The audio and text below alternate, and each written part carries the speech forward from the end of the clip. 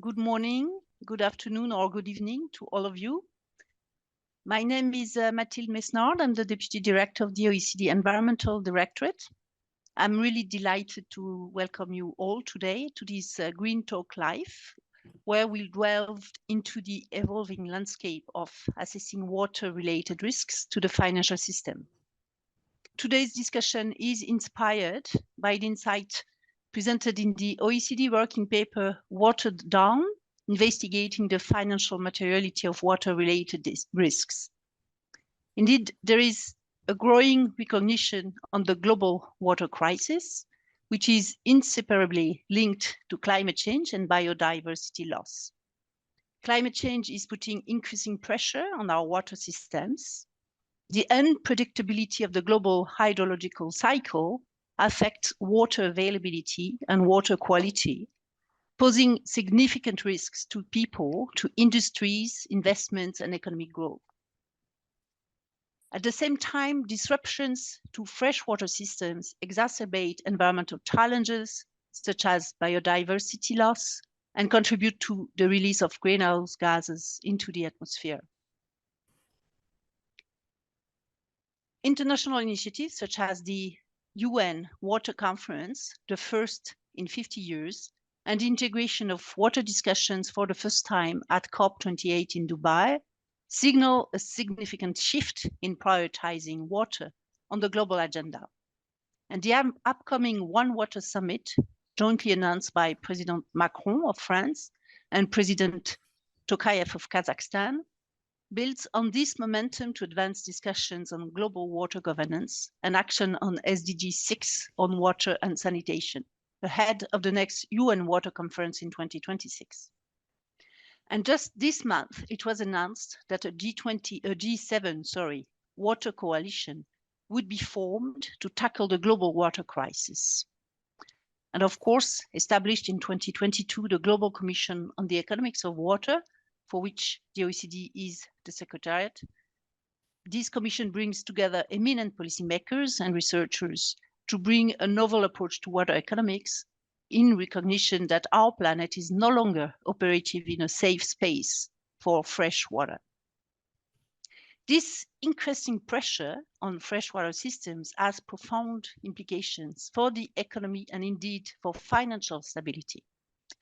WWF estimates that water and freshwater ecosystems contribute $58 trillion in economic value each year globally, equivalent to 60% of global GDP. However, despite its immense value, our freshwater ecosystems are in decline by a staggering 83% since 1970, when they were already starting from a low depleted base after centuries of water pollution and human-driven modifications of freshwater ecosystems.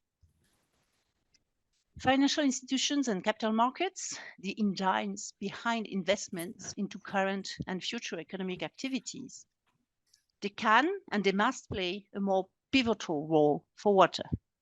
Efforts to address water-related risks have often lagged behind, despite growing awareness of the interconnected nature of climate, biodiversity, and water risks. The financial community increasingly understands and accepts that the global climate and biodiversity crises are a systemic and financial risk. This has spurred action. Similar efforts to address the global water crisis have been slower to gain traction. And this discrepancy underscores the need for concerted action to prioritize water security in financial strategies and policies. By failing to account for water security in financial decision-making, finance continues to flow towards activities that increase exposure and vulnerability to water-related risks across the global economy.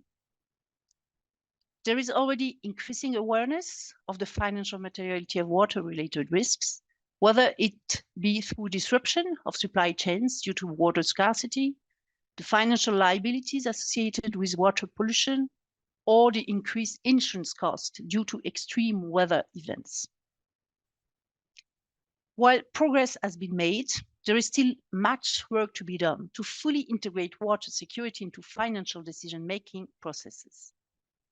By leveraging existing frameworks and tools such as guidance on nature and climate disclosure and risk management, financial institutions can proactively address water risks and contribute to building a more resilient and sustainable global economy.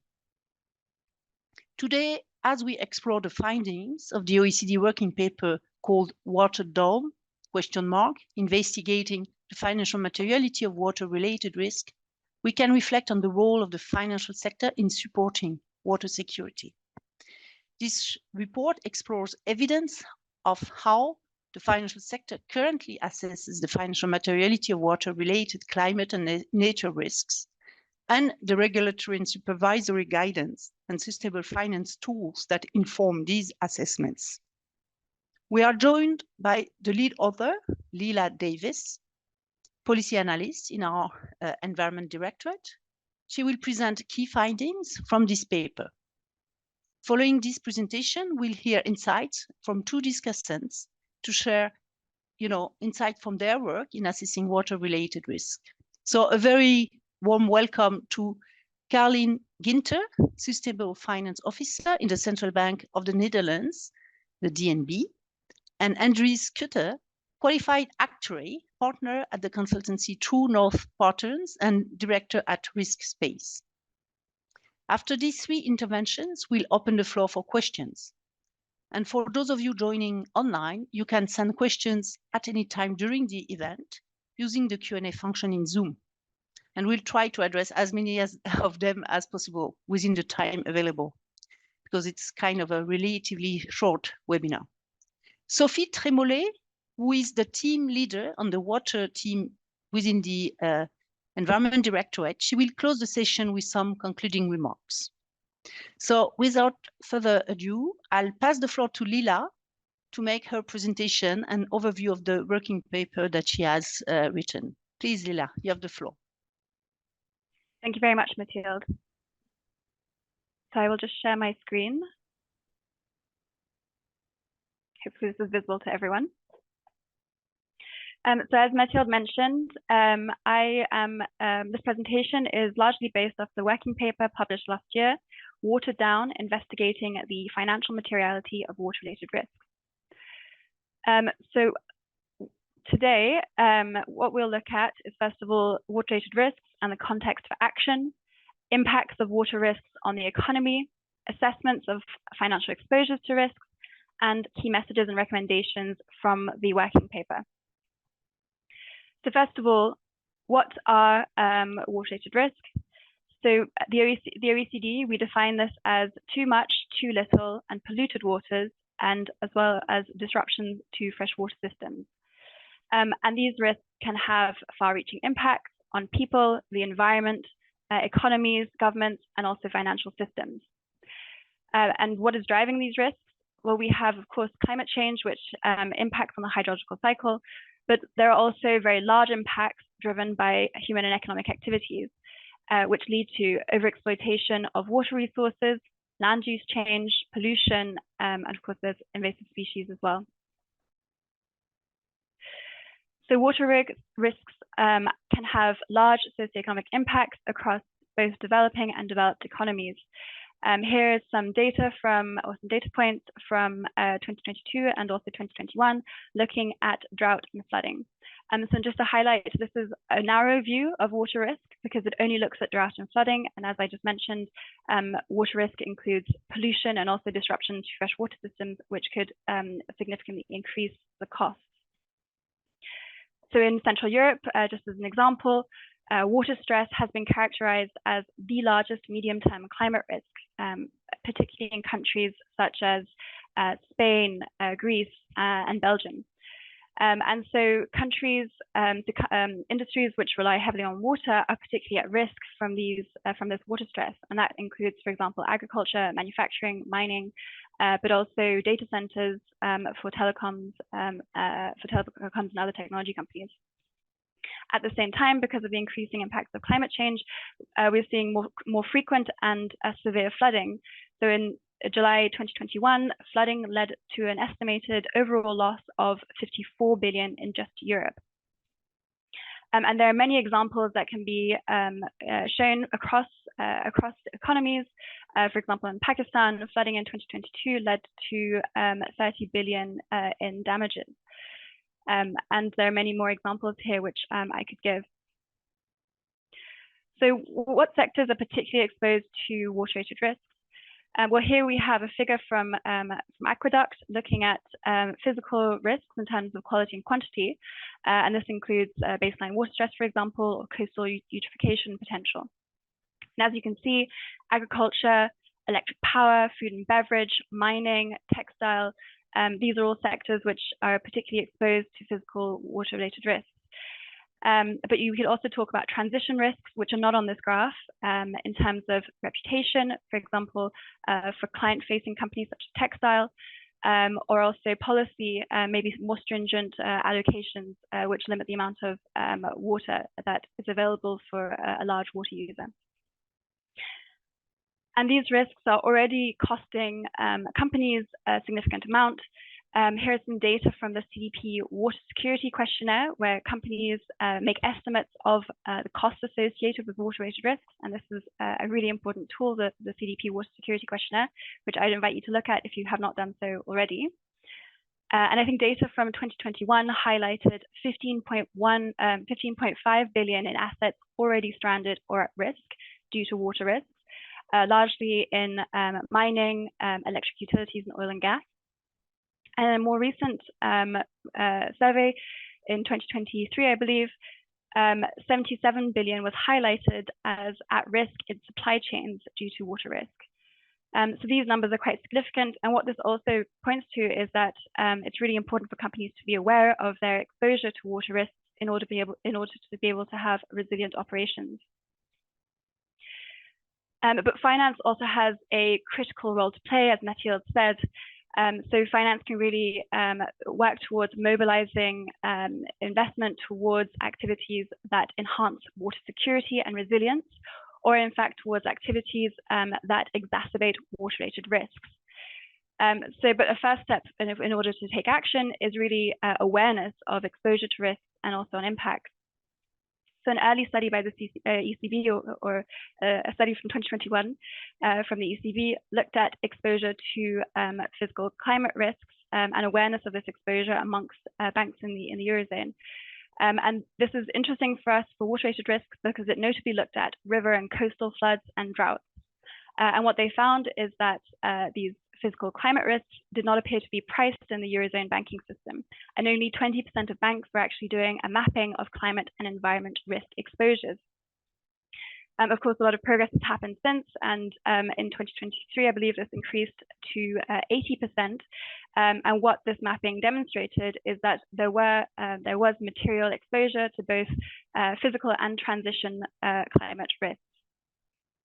In a more recent survey, once again, the CDP Water Questionnaire, but this time to financial institutions, looked at whether water impacts and risk exposure was prioritized by financial institutions, and they found that it was under-prioritized.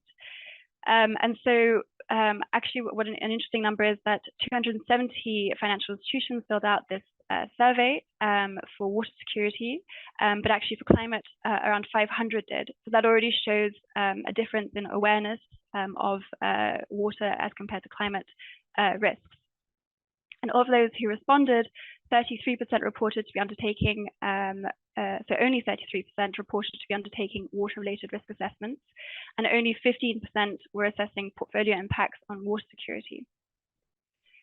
This is problematic because it means that if analytical tools are not taking into consideration water-related risks, are not capturing these risks, if risks do materialize, it means that financial actors may not be equipped to deal with them. And it's also a missed opportunity to engage, for financial institutions to engage with corporates and other clients on mitigating these risks. And case studies do demonstrate that there are potentially significant financial implications linked to water-related risks. So here I've selected some recent studies from on the climate side and also on the nature side, which are very relevant for water. And so particularly the climate stress tests illustrate potentially strong impacts for financial stability. So here there is a study by the Central Bank of the Netherlands and also by the Moroccan Central Bank as well. So in the case of the Netherlands, they looked at the event of extreme flooding and how this could actually impact on the western, more densely populated parts of the Netherlands and quickly lead to capital depletion and therefore have an impact for financial stability in the country. For Morocco, they looked at the share of their portfolio, which was exposed to drought and flooding, and they found a particular risk linked to drought due to 2/3 of the lending portfolio focusing on agricultural sector, tourism, and also vulnerable communities.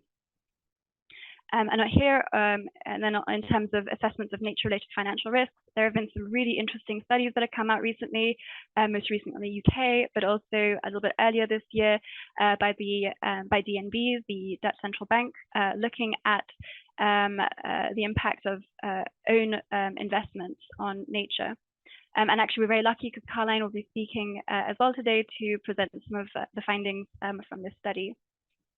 But what is really important to point through both of these, with both the climate stress test and the nature assessments of nature-related financial risks, is that water is really a key pillar within those. In the assessments of nature-related financial risks, water-related ecosystem services were amongst those most impacted and depended on. So now I want to tell you, explain to you a few key messages and recommendations that come from the working paper and the work we did last year. And these touch on a number of different actors, so policymakers, financial market supervisors and regulators, but also financial and non-financial corporations, and then data more generally. So in the first instance, for policymakers, water security really needs to be embedded in policymaking across all aspects of the economy. So not just the water sector, but across all sectors of the economy. And this means taking a hard look at regulatory instruments, including permits and standards, but also economic instruments, allocations, charges, particularly pollution charges, but also harmful subsidies, and how these impact on water and freshwater resources. And of course, agriculture is an important part of this because it makes up a very large part of demand water use globally. But on top of that, there's need for increasing action on water governance to ensure that we are protecting the water bodies that we, so water and freshwater ecosystems in our countries. So at the EU level, the Water Framework Directive and associated directives really work towards protecting EU water bodies, notably through the establishment of river basin plans, but also through environmental water quality standards. But of course, implementation has been slow due to the political economy of some of these reforms. So there's really a need to drive concerted action on protecting water bodies across the economy. And I would point to the Global Commission on the Economics of Water, as mentioned by Mathilde, who is really working to transform the way we think about water, how we value water, and rethink the economics of water, essentially to mainstream and better understand its value across actions in the economy. But we also have, so in the report, we also looked at a number of actions for financial market supervisors and regulators. And so what the thinking here is that really standards and regulations are the baseline for how the financial market looks at water-related risks. So the important progress which has been made so far is very critical. So I'm thinking here about the ISSB work and also ESRS, so that's the European standard, the Sustainable Reporting Standards, but also the work of the TNFD, the Task Force on Nature-Related Financial Disclosure, the CDP Water Security Questionnaire, CEST benchmarking. These are all incredibly important, and we need to continue increasing ambition to make sure that water risks and impacts on water and freshwater ecosystems are integrated into disclosure standards as soon as possible, because we are facing a water crisis. in addition, supervisory guidance. So the work that's already being done is by the NGFS and by central banks is very important. So I'm thinking about the work for addressing climate risk, but also nature-related financial risks. And it will also be essential to continue including assessments of impacts and dependencies on water and freshwater ecosystems and exposure to water-related climate risks. And to support this, further analysis and use cases at national level, at sector level, and at portfolio level are really needed to strengthen this analysis. And this is an area where the OECD is also looking to contribute our analysis. And then my last slide. So these are actions for financial and non-financial corporates. So of course, resilience really should be a key pillar in investment decisions and in business strategy to avoid building future liabilities. And when I'm talking about resilience, it's not just climate resilience, but it's also water resilience and broader nature resilience. And so this is really a critical point. But in order to be able to do this, there's financial institutions and also corporates need to be able to first of all identify, but also assess and manage the risks they are exposed to, or the impact that they are having. And so I've already talked about disclosure, but again, a disclosure is really needed both on exposure to financially material risks, but also on impacts on the environment and impacts on water and freshwater systems. And the latter is really critical because, first of all, to assess and manage our impacts on the environment and on water, but also to enable collective action, to allow investors, corporates, and other stakeholders and policymakers to really engage on these impacts. And so a final point on data. Of course, we know we need data and tools. We need to keep improving the data and tools that we have available to assess climate, nature, and water-related risks. And so increasing the quality and coverage of publicly available data on water availability, and quality, water risk mapping, the status of freshwater ecosystems is really needed to support better assessments of impacts and dependencies at asset level. We could also add to this, national natural capital accounting could also support these assessments. But I think a critical point to leave this on is, regardless of data gaps and regardless of the challenges that lie ahead, it's really important to start action today and move forward with the tools that we already have available. So maybe I'll end on this point because we have some really interesting discussion ahead of us with Andreas and Caroline. Thank you very much.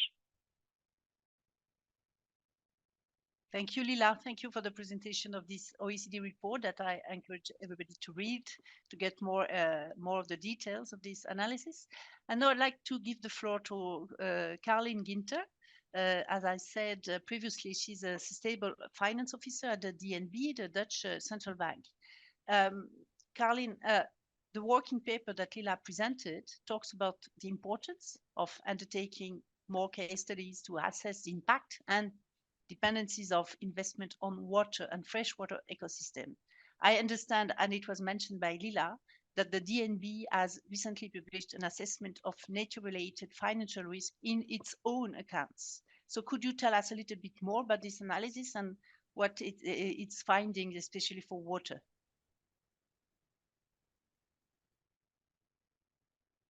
So Caroline is here. Ooh. We are missing Caroline. You're on the phone, Caroline?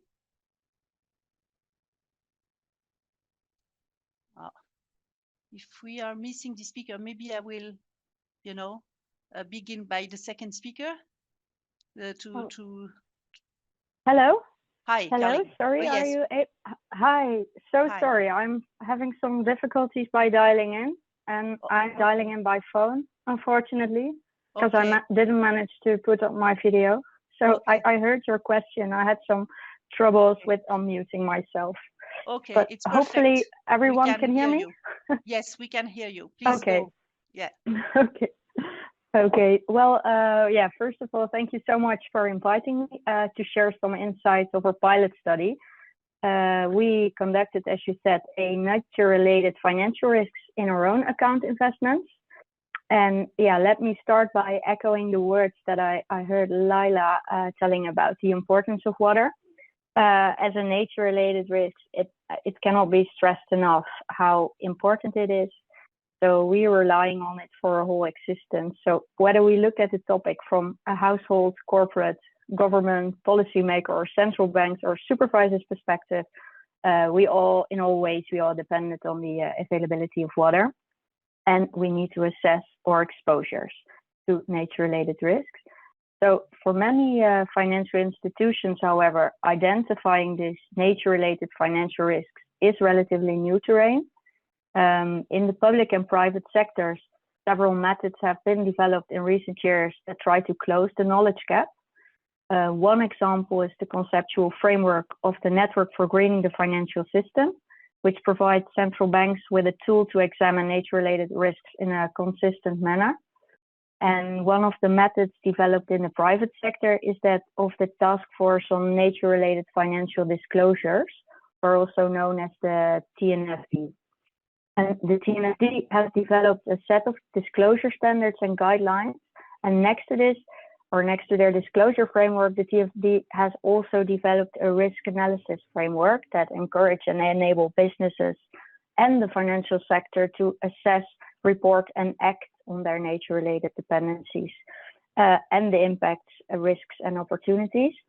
So for our study, a pilot study to be more precise, we've opted for the TNFD's risk analysis framework that is called LEAP-FI.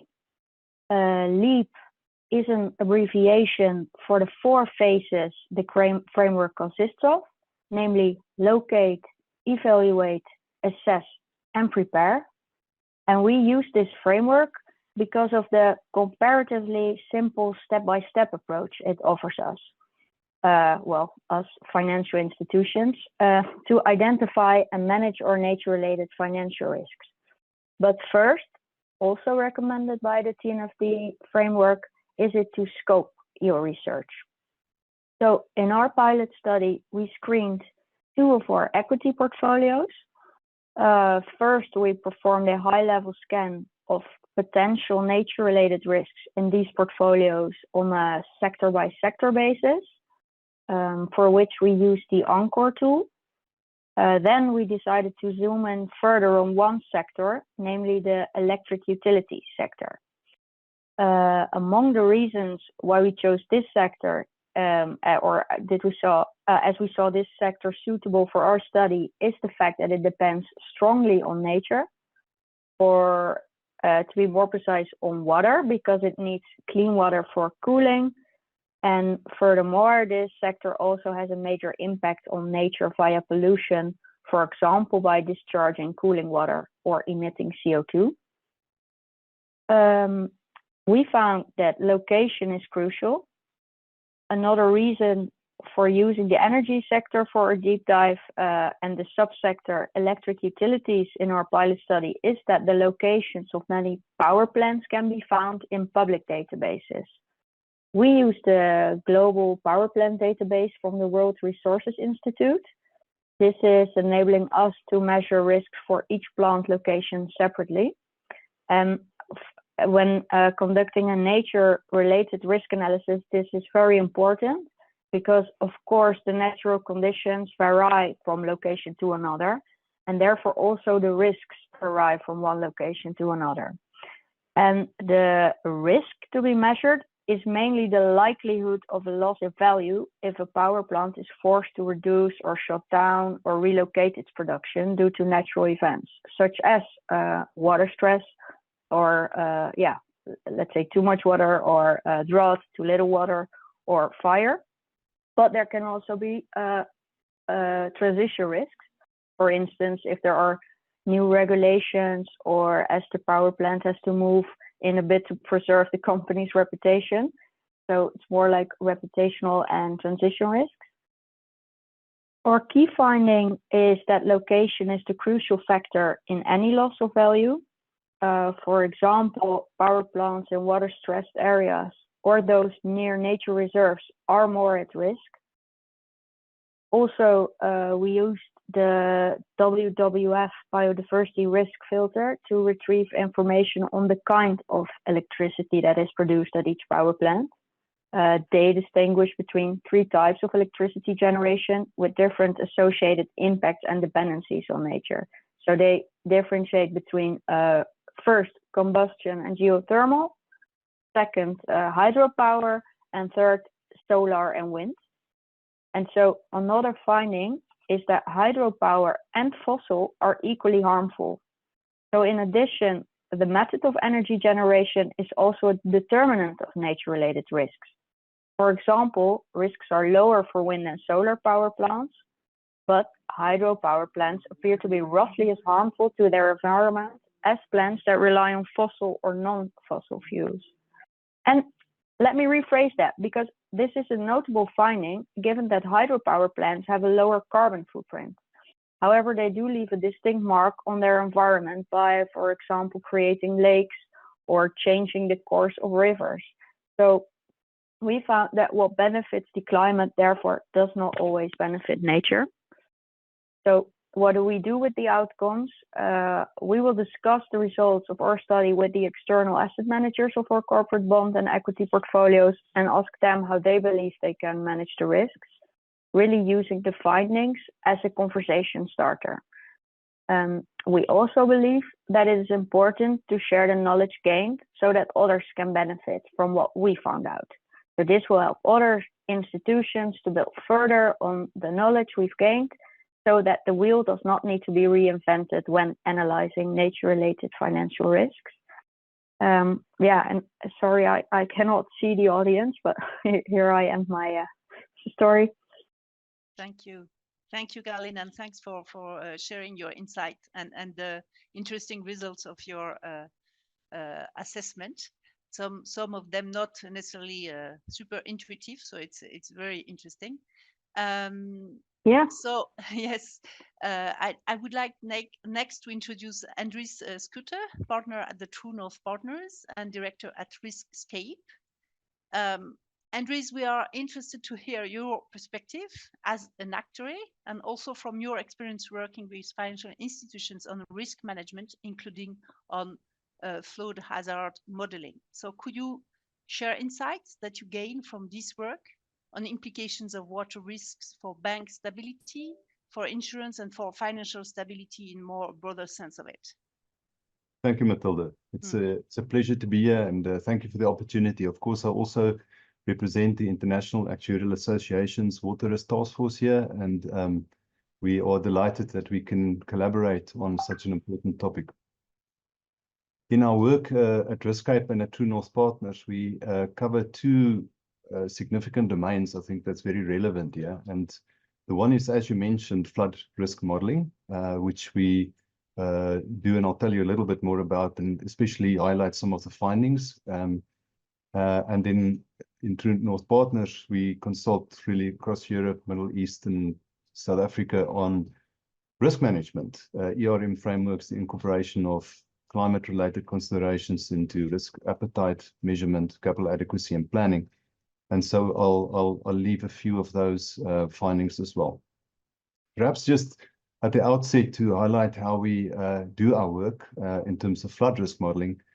So we use 3D data derived from satellite images, near visible light, so not visible but near visible light, low flying aeroplanes with very expensive equipment that really give us a 3D profile of the surface of the Earth. Very high resolution, certainly in the places we have worked, the highest resolution possible, at up to 1 meter resolution. So given the framework of a 3D model of the surface of the Earth, including human structures or not, we then use the exact location and profile of properties, footprints, volumes, and sizes, values, etc., to assess how certain risks will permeate, and particularly climate-related risks. So we do it across a number of perils, fire, flood, etc. And typically the scenarios we use for precipitation are depending on the use. If it's for disclosure or risk assessment purposes, we use IPCC scenarios or other published or bespoke scenarios. And already there is some interesting findings from that. So some of the practical issues is that in the world we are in, it needs to be forward-looking. We have found that backward-looking information is not to use a rude term, but not that useful.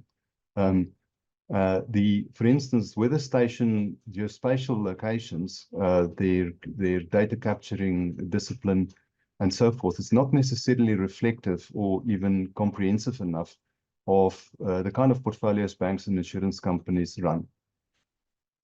And so having a forward-looking perspective is incredibly valuable, and we've found it to be incredibly predictive as well, and very useful for long-term scenario planning, as well as short-term stress testing to ensure resilient organizations.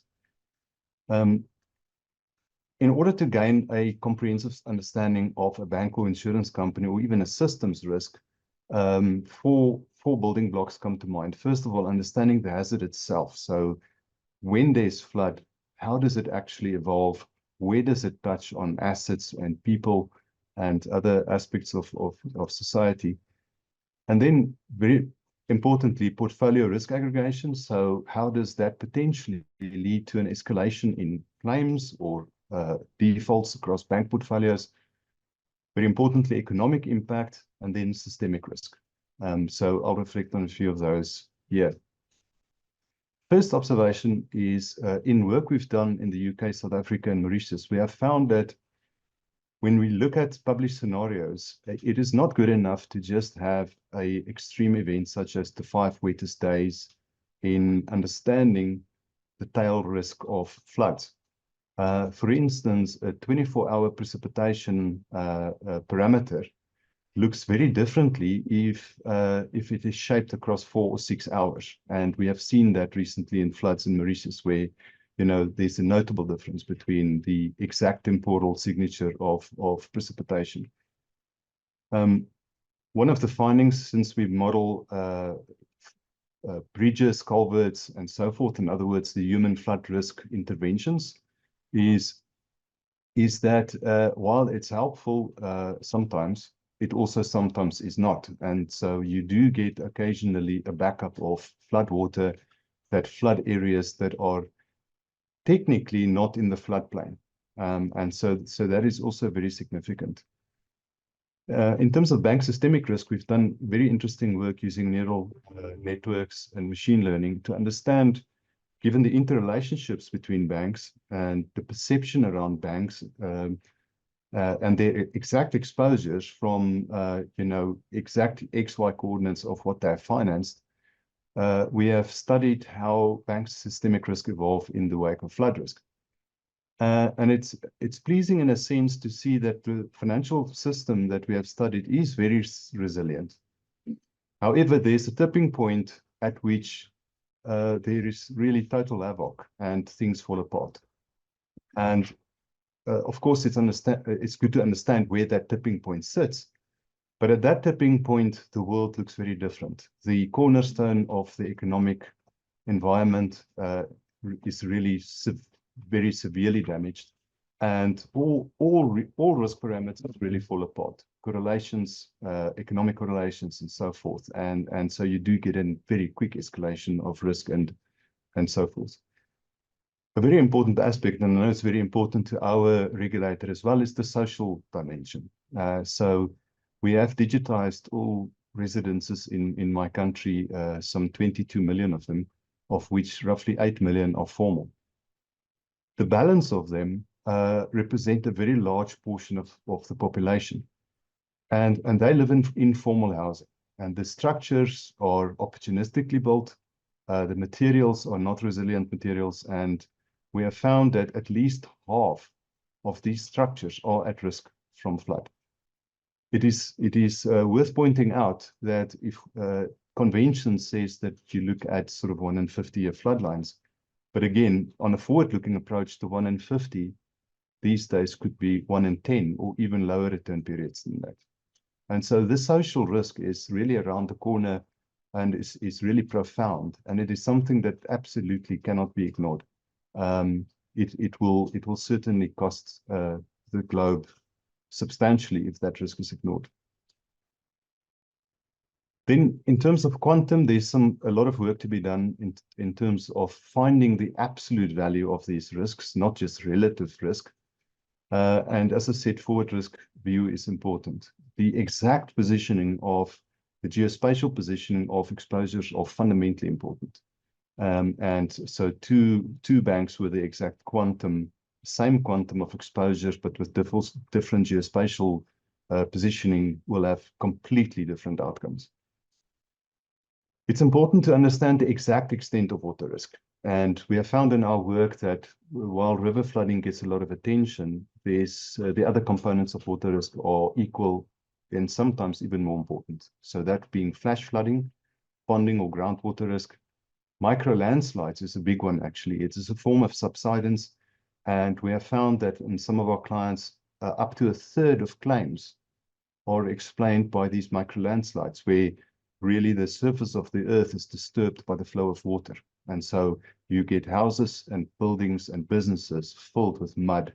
And of course, that is very costly and disturbing indeed. In terms of climate-related work, just a few comments on those. We have found that the term of the planning horizon of insurance companies, banks, and even regulators are, between 1 and 3 years. And that is where I think more work needs to be done in terms of understanding also probabilistically, how do these published scenarios play out in the really short term? I know that some of the monetary policy committees have been keen to understand, even on a sub-year basis, how could monetary policy be preemptive in countering the cost of such events. The loss curve needs to be understood fully. I think there's a huge amount of work left around the globe around that.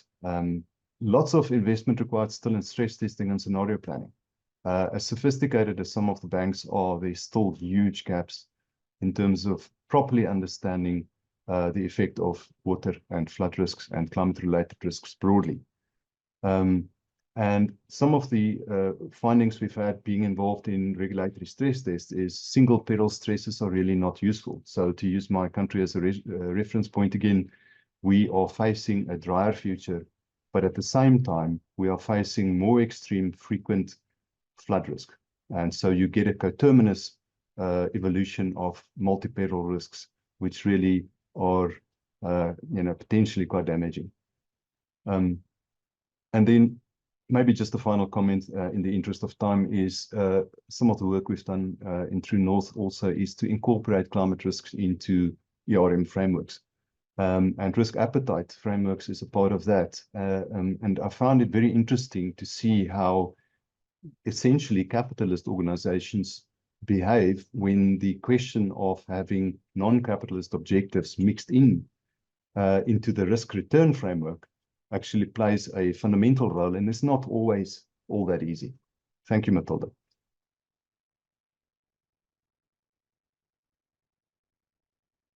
I think you're on mute, Matilda. Myself, yeah, thank you, Andres. I found at least two of your main points super important to remind. First, like the geospatial positioning is critical, and the profound social dimension also of these water-related risk. I think both points need to be remembered all the time. So thanks a lot for that. Now we are entering the Q&A session. If you allow me, I would like to abuse a bit my moderator role to begin with questions to the speakers. So first, I would like to ask a question to Carleen. Carleen, given the main lessons learned from your study, what are the next steps of this study of the DNB, and how can it inform your supervisory guidance to other banks in the Netherlands?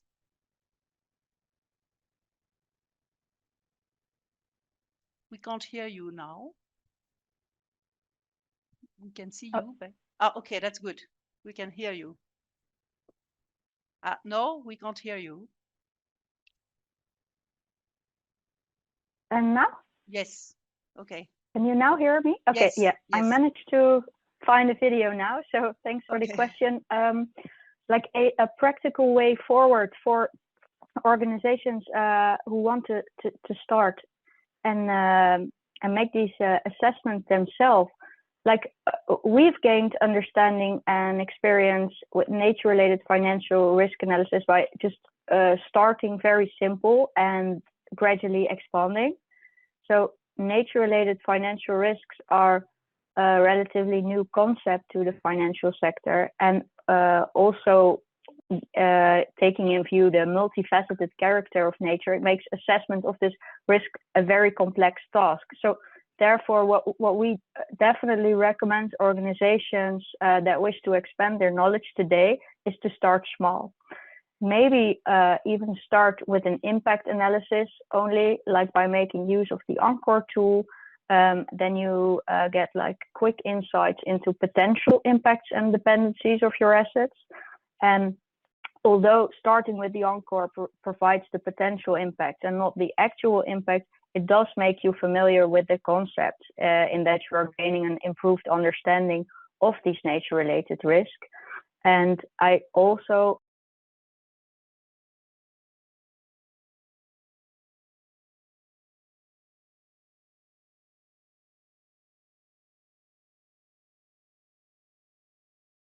Caroline has been cut. I don't know if we wait a few seconds if she can join in.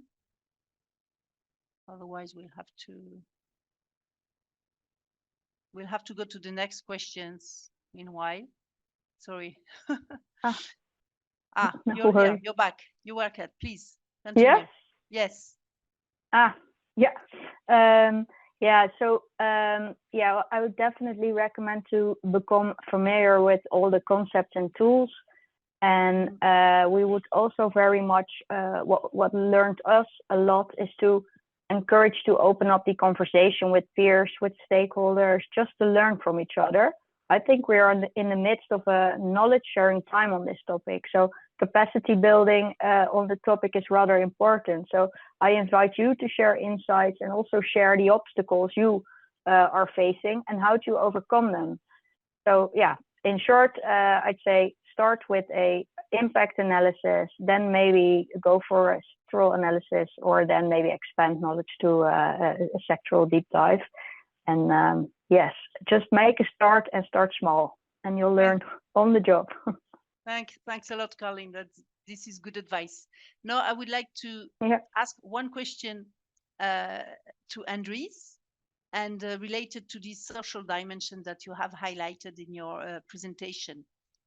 So from the actuarial perspective, it would be really interesting to hear how impacts on people and communities can also have implications for banking and insurance.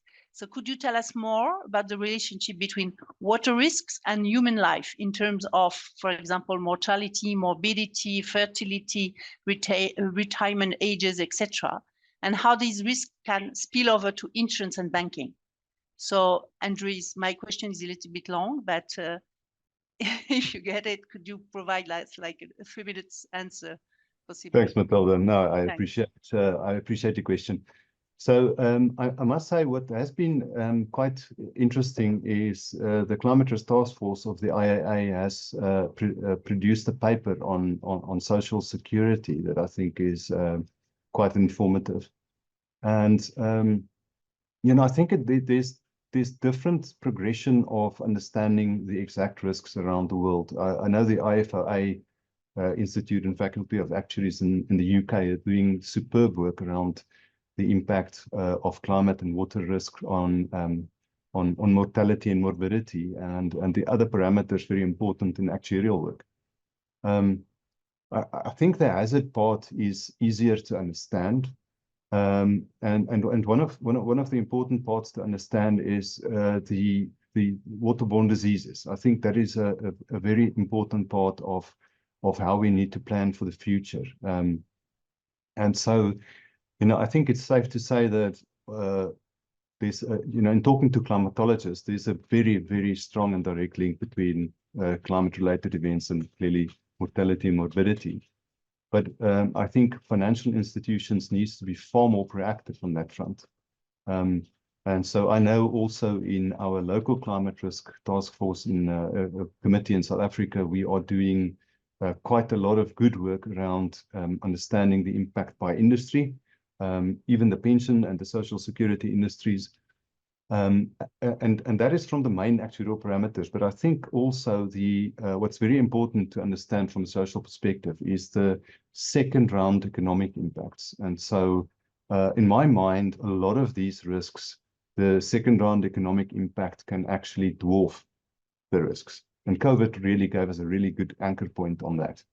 And so understanding, and that is again where a lot of investment is required to understand how do climate and water related risks play out, how does it touch on the key banking and insurance and pension, social security parameters, and then very importantly on the feedback process through the economy, how does it affect markets and assets. I think all of those are incredibly important. So from a bank and insurance perspective, it affects credit risk, the obligor serviceability of loans, the recoverability on financed assets, and on underwriting risk, clearly casualty and property insurance, life insurance and pensions. And so these are, some of them are very long term, and so easier to assess around the climate risk perspective. But on the casualty and banking side, much shorter term where more investment is required. Thank you very much. I would like now to transfer my moderator role to Sophie Trémollet. She's the team lead on water in our directorate. So Sophie, if you are ready, maybe to go with the Q&A with the audience. Yeah, thanks a lot, Mathilde. And thank you to all the speakers for really excellent and inspiring talks. So we've had a series of questions from the audience. One, I suppose, could be addressed to Lila, who, coming from James, about how do we move from reporting to driving investment to tackle water-related risks? How can that, all this, very important work lead to generating changes in regulatory frameworks so that we have more investments in the water sector?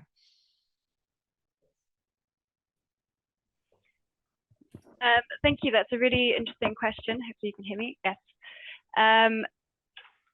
So that's a very interesting question. So I think reporting is really critical for understanding, as I mentioned, exposure to water-related risks and impacts on water bodies or freshwater ecosystems and water resources. And so that I think that is a critical area for, first of all, directing finance away from activities that are exacerbating water risk, and so that in itself is quite a powerful action.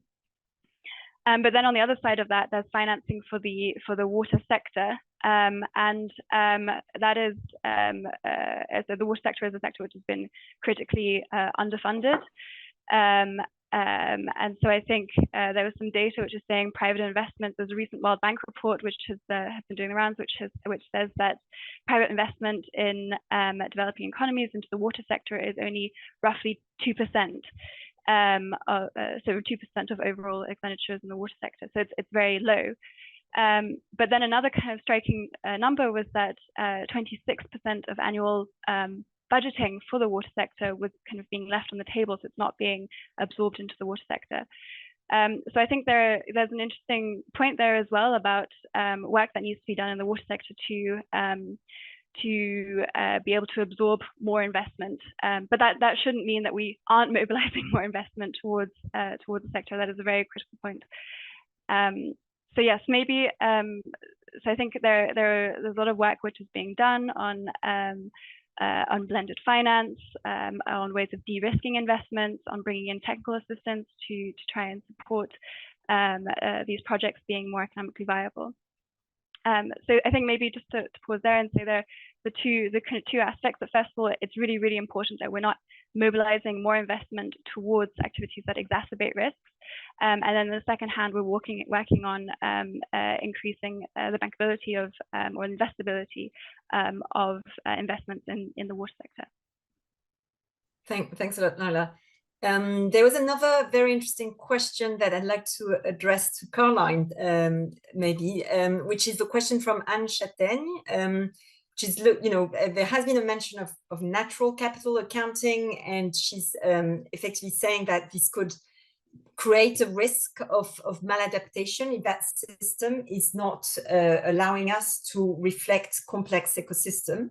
But she's also linking that to whether or not we would need to develop new financial debt instruments for water. So I'm just wondering, as you represent a financial institution, whether this work that you have carried out is prompting this kind of reflection on what type of financial instruments, particularly debt financial instruments, might be required to tackle or to address water-related risks. And you've got on mute. Maybe if you can just unmute yourself. Yeah. Yeah. Thank you. Yes, that's good. Yes. Yes. Thank you. Yeah. No, I think to not dive directly into giving advice on financial instruments, and so I must say that even by conducting this pilot study, that you see that also, for instance, an improvement in the climate dimension does not necessarily translate into lower nature-related financial risks, and therefore I think it's particularly true that nature-related risks are so complex, and how all the effects have more impact on even another effect, and that you have the right incentives also with the financial instruments. I think that is very much true, that we have to do more research into that it triggers the right things, and not making things maybe even worse, to say it this bluntly. And I think also the findings in our report, the one thing that what I mentioned, the example of the hydropower plant that may cause limited carbon emissions, but nevertheless has a very strong dependency and impact on local water-related ecosystem services. Indeed, this finding is consistent with the findings in the NGFS conceptual framework on nature-related risk, which emphasizes the interconnectedness between nature and climate-related risks. And therefore, and that's also a finding or a concluding remark of our report, but also in the conceptual framework, that we really argue for an integrated approach towards understanding the interplay of these. And I think definitely also in getting the incentives right, this must really be taken into account, I'd say. Mm-hmm. Thank you. Thanks, Caroline. And I think there's one more question, and then we'll need to wrap up. We've told that we can go a little bit over 4 o'clock, if that's okay.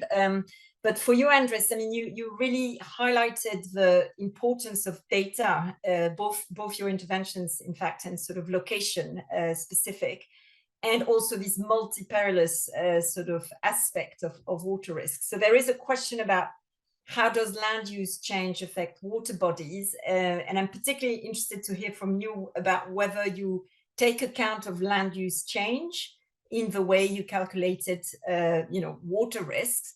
And if so, how do you do that in a very short time? Thank you. Thank you. So yes, we do. We in fact, we develop from the satellite images and the LiDAR information, we develop several stencils that lay over each other, and ground use is one of them. We have focused largely on mortgage portfolios, so residences, and I think there's a huge amount of work still left on agriculture, food production, and so forth.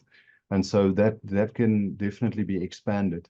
The other important component is geology, because soil type is an incredibly important component of understanding how water risk plays out. I must say, though, that from the extreme to the tail risk point of view, flash flooding, the ground cover becomes slightly less important, because you just have such an enormous, volume of water flowing through the system. Okay, well, thank you very much. I don't see, there are a few additional questions. So I suppose maybe back to you as well, Andres, in terms of the role of citizens, because you highlighted a lot the social risk, which I thought was very interested in, and this propensity or risk of systemic risk spurred in some way by the social risk.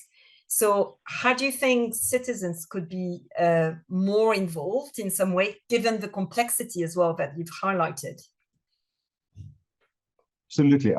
I think, broadly, whether one considers governments, institutions, or in fact, individuals, it's upon all of us to live a more sustainable, sort of smaller footprint life. And I find that the role of financial institutions here is again important, because the education and the creation of incentives can really make a big difference. We've seen that in wellness, for instance, where folks get rewarded by living healthier lives. And I think the same frameworks can be used in being responsible in terms of the environment. Thanks. I think we're nearing the end of this Green Talk, because I just wanted to conclude with a few remarks. I mean, in the comments, I invite you to look at it in the questions. There's also the mention of the urgency in Rio Grande do Sul, for example, in Brazil. So this just highlights that these events are very real and recurrent, and that we need to take them into account. I think, to go to your question in the chat in Brazil, it's, how do we get financial institutions more interested in that and take it seriously? So I think this is, this work that Laila has led has highlighted the need for financial institutions to do more. It's highlighted as well that not enough work is being done. We've got a few pioneers, like the Dutch Central Bank, which has really conducted really great work. So in fact, we see the need to build on these efforts and to scale that up, to make it more systematic, building on existing very useful frameworks that exist in terms of estimation of the risks for nature. And this is something that will require really taking account of the water risks in a very detailed manner, because we heard of the great complexity of water risks, right? So we will need collaboration, innovation, data-driven insights. We can rely on satellite data in terms of identifying a more resilient and sustainable future. So I invite you to, consult this working paper that we published last year. This is not the end of it. We, in fact, are undergoing, and developing our work in this area, and we invite all of you to express interest in joining this. We will be looking at from a sectoral standpoint, which are the sectors that are more impacted and what are the mechanisms for that. There's been mention of electricity production, mining, etc. We really need to drill down into understanding at sectoral level how this is operating. And then from a more systemic risk and central banks point of view, there's also a lot of work to be done. So this is, effectively just the beginning of very interesting activities. I hope you found this discussion to be stimulating, and we look forward to engaging with you on this work and to seeing you at the next OECD Green Talk Live. Thank you to all our speakers and to our interested audience. Thank you so much. Thanks. Thank you. Bye.